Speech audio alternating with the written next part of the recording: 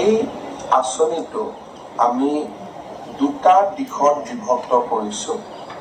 এটা হ'ল যে অসমত বহুতো যুৱক যুৱতী আছে যিসকলে অভিযান্ত্ৰিক প্ৰতিষ্ঠান বা অভিযান্ত্ৰিক কলেজৰ পৰা ডিগ্ৰী লাভ কৰিছে, যাক আমি বেচেলৰ ইন ইঞ্জিনিয়াৰিং বুলি ক'ম। তাৰপিছত আমাৰ এগ্ৰিকালচাৰ কলেজৰ পৰা তেওঁলোক এগ্ৰিকালচাৰ গ্ৰেজুৱেশ্যন লৈছে। ভেটেনাৰী কলেজৰ পৰা তেওঁলোকে ভেটেনাৰী গ্ৰেজুৱেটছ হৈছে, বা তেওঁলোকে ফিচাৰী কলেজৰ পৰা ফিচাৰী গ্ৰেজুৱেশ্যন লৈছে। এই ধৰণে যিখিনি আমাৰ ছাত্ৰ ছাত্ৰী আছে, যিসকলে বহুতে ডেণ্টেল কলেজৰ পৰা পাছ কৰি ডক্টৰ হৈছে, নিজে কিবা এটা কৰিব খোজে। বহুত MBBS ডক্টৰ আছে, তেওঁলোকে নিজাকৈ কিবা কৰিব খোজে। এই ধৰণৰ যিখিনি প্ৰফেশ্যনেল ডিগ্ৰী একুৱায়াৰ কৰিছে, তেখেতসকলক আমি এটা কেটেগৰী কৰিছোঁ, আৰু সেইটো কেটেগৰীত আমি 5 লাখ টকা এজন ল'ৰাক বা এজন যুৱতীক বা যুৱকক আমি দিয়াৰ বাবে সিদ্ধান্ত গ্ৰহণ কৰিছোঁ।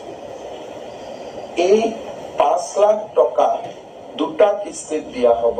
প্ৰথমতে 2.5 লাখ টকা দিয়া হ'ব, আৰু এবছৰৰ ভিতৰত তেওঁলোকৰ এই টকাটো খৰচ কি ধৰণে কৰিছে, এটা থাৰ্ড পাৰ্টি এছেছমেণ্টৰ পিছত তেওঁলোকক বাকী 2.5 লাখ টকা দিয়া হ'ব। এই 5 লাখ টকাৰ 2.5 লাখ টকা চৰকাৰী ছাবচিডি হ'ব। বাকী 2.5 লাখ টকা তেখেতসকলে চৰকাৰক ঘূৰাই দিব লাগিব। ঘূৰাই দিয়াৰ প্ৰক্ৰিয়াটো হ'ল যে 5 বছৰ তেওঁলোকে টকাটো আমাক ঘূৰাই দিব নালাগে। 5 বছৰ লক-ইন পিৰিয়ড হ'ব, আৰু 5 বছৰত আমি তেওঁলোকৰ পৰা টকাটো উভতাই নলওঁ। 5 বছৰ পিছত তেখেতসকলে এটা মান্থলি ইনষ্টলমেণ্টত আমাক টকাখিনি ঘূৰাই দিব, আৰু আমি এটা এনেই ইনফৰ্মেলি এটা আমি হিচাপ কৰি চাইছিলোঁ যে monthly installment will be 5,000 rupees, কাৰণ আমি ইয়াত সুদ নলওঁ। অৰ্থাৎ সুদবিহীনভাৱে 2.5 লাখ টকা চৰকাৰৰ ছাবচিডি হ'ল, আৰু 2.5 লাখ টকা চৰকাৰক ঘূৰাই দিব। তাকো বৰ্তমান নহয়, লোন লোৱাৰ দিনৰ পৰা 5 বছৰ পিছত, আৰু 5 বছৰ পিছত যেতিয়া ঘূৰাই দিব, মাহত 5,000 টকাকৈ ঘূৰাই দিব, আৰু তাত তেওঁলোকে 2.5 লাখ টকা ঘূৰাই দিলে হ'ল। চৰকাৰে কোনো তেখেতসকলৰ পৰা সুদ নলয়। তাৰমানে আমাৰ কাৰণে একেবাৰে ইজি হৈ গ'ল যে 5 লাখ টকা আমি দুটা ইনষ্টলমেণ্টত পাম। প্ৰথম দিনাখনে লোনটো অনুমোদন হোৱা দিনাখনে আমি 2.5 লাখ টকা বেংকৰ একাউণ্টলৈকে পঠাই দিম। 2.5 লাখ টকা থাকিব। এবছৰ পিছত, 6 মাহ পিছত তেওঁলোক যেতিয়াই ৰেডি হৈ যায় যে মই ইকুইপমেণ্টখিনি কিনিলোঁ, মই বস্তুখিনি কিনিলোঁ, পৰ্টেলত তেওঁলোকে ছেকেণ্ড ইনষ্টলমেণ্টটো ডিমাণ্ড কৰিব।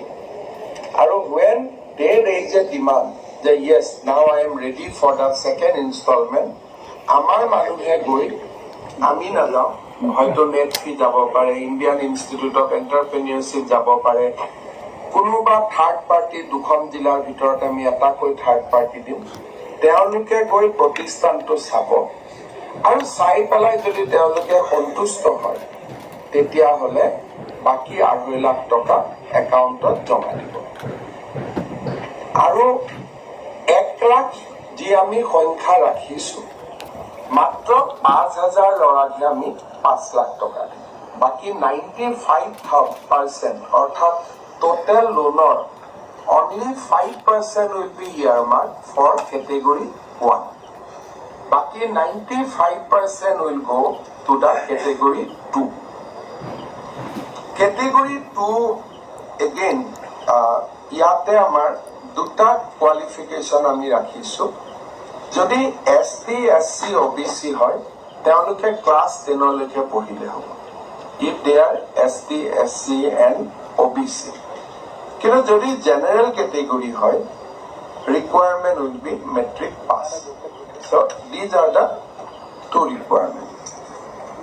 Second কথা, ইয়াতো আমি যিসকল লৰাই ITI পাছ কৰিছে, জুনিয়ৰ ইঞ্জিনিয়াৰিং পৰীক্ষা পাছ কৰিছে, লেবৰেটৰী টেকনিচিয়ান পাছ কৰিছে, অৰ্থাৎ বিভিন্ন সেলফ এমপ্লয়মেন্ট কোৰ্সত যিবিলাক লৰাই বিভিন্ন সময়ত পাছ কৰিছে, তেওঁলোকক আমি অগ্ৰাধিকাৰ দিম।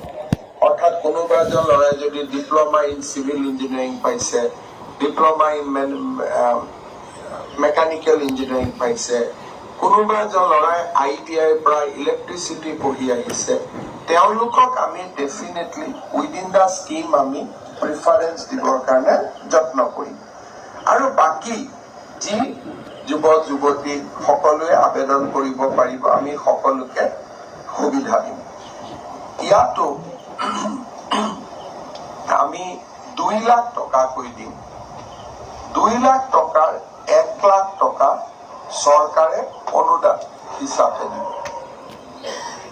1 লাখ টকা 5 বছৰ পিছত, প্ৰথম 5 বছৰ টকাটো ঘূৰাব নালাগে। 5 বছৰ পিছত তেওঁলোকে মাহত 2000 টকা কৰি চৰকাৰক প্ৰতি মাহত তেখেতসকলে উভতাই দিব। 24,000 হ'ব, 4 বছৰত তেওঁলোকে ঘূৰাই দিব। That means at the end of the 9th year তেওঁলোকৰ পৰা আমি ল'ম আৰু 2000 টকা ভেৰি চিম্পল ইনষ্টলমেণ্ট, আৰু তাত কোনো চক্ৰবৃদ্ধি সুদ, চিম্পল ইণ্টাৰেষ্ট একো নাথাকে। Entire interest is free. এতিয়া ইয়াত 2-3টা আমি কথা কৈছো। আমি এটা বস্তু জানো যে অসম চৰকাৰে বিভিন্ন পৰ্যায়ত চৰকাৰী চাকৰি বৰ্তমান মুকলি কৰি দি আছে, আৰু এই মাহৰ ভিতৰতে আমি বহুত হাজাৰ আৰু চৰকাৰী চাকৰি আমি মুকলি কৰি দিম। আৰু প্ৰত্যেক বছৰে চৰকাৰী চাকৰি কম বেছি পৰিমাণে ওলাই থাকিব till 2026। সেইকাৰণে 28 বছৰৰ তলৰ ল'ৰা ছোৱালীক এই আঁচনিত আমি বিবেচনা কৰিব খোজা নাই। The applicant has to be attained age of 28 years and সাধাৰণ শ্ৰেণীৰ ছাত্ৰ ছাত্ৰীৰ কাৰণে 40 ইয়াৰ্ছলৈকে 28 to 40 ইয়াৰ্ছলৈকে আবেদন কৰিব পাৰিব। কিন্তু ST, SC, OBC 43 বছৰলৈকে আবেদন কৰিব পাৰিব। অৰ্থাৎ জেনেৰেল ষ্টুডেণ্টৰ আবেদনৰ ৰেঞ্জটো হৈছে 28 to 40, আৰু যিসকল জেনেৰেল নহয় ST, SC, OBC, they can apply up to 43 years. But minimum age is same. 28 yearsৰ তলত আমি কাকো আবেদন কৰিব এইকাৰণেই খোজা নাই যে সেই সময়ত মানুহৰ জীৱনত দুটা সিদ্ধান্ত হৈ থাকে যে চৰকাৰী চাকৰি কৰিম নে ব্যৱসায় বাণিজ্য কৰিম। আৰু যদি চৰকাৰী চাকৰি আমি কৰোঁ, পঢ়া শুনা কৰোঁ, এই টকাখিনিয়ে যেহেতু আজিকালি মেৰিটক বাদ দি আন চাকৰি নহয়, এই টকাখিনি পাই মোবাইল লৈ, বুলেট লৈ, বাইক লৈ আমি আমাৰ নিৰ্দিষ্ট লক্ষ্যপথৰ পৰা আঁতৰি যোৱাৰ সম্ভাৱনা থাকে। সেইকাৰণে আমি 28 বছৰৰ তলৰ ল'ৰা ছোৱালীক এই আঁচনিত আমি লোৱা নাই। কিন্তু যেতিয়াই প্ৰত্যেক বছৰত এই আবেদন খুলি থাকিব, 28 বছৰৰ ল'ৰাই আবেদন কৰাৰ সুযোগ পাই থাকিব।